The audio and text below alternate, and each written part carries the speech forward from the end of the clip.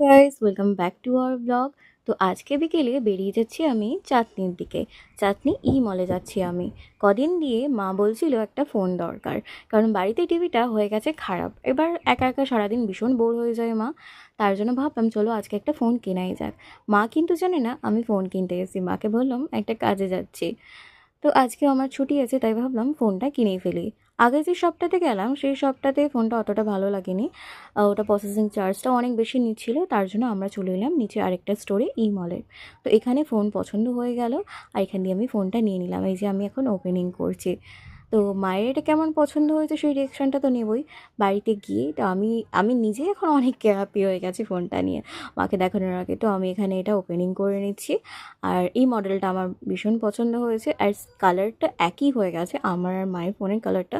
আমি পরে দেখেছি বাড়িতে এসে, কারণ আমি তখন বুঝতে পারিনি যে এতটাও হয়ে যাবে। তো নিয়ে নিলাম এই যে আমার ফোন, তারপরে বেরিয়ে গেলাম বাড়ি উদ্দেশ্যে। বাড়ি বেরোতে বেরোতে সন্ধ্যা হয়ে গেছে, এখন প্রায় বাজে 7:30 মতো। তো এবার কিছু খাওয়া দাওয়া করে নেওয়া যাক, তা ভাবলাম কিছু পকোড়া খাওয়া যাক।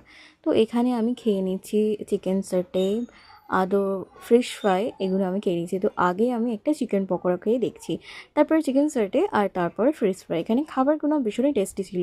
তারপর বাড়ির জন্য আমি একটু মিষ্টি নিয়ে চলে যাচ্ছি বাড়ির দিকে। নতুন কিছু কিনেছি, একটু মিষ্টি তো নিয়ে যাই। এই যে এখন হয়ে গেছে, মানে মা আসছে, এখন ফোন করেছিলাম। দেখো মায়ের রিয়াকশানটা কী হয় এবার।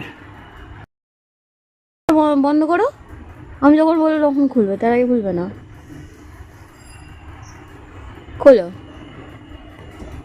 মায়ের যে কি পছন্দ হয়েছে সেটা মায়ের মুখ দেখেই বোঝা যাচ্ছে। মানে মা এক্সপেক্ট করেনি যে সত্যি সত্যি আমি ফোনটা নিয়ে চলে আসবো। এই জন্য তো বলছে ফোনটা দারুণ হয়েছে, তোমাদের কেমন লাগলো অবশ্যই জানিও। Bye bye.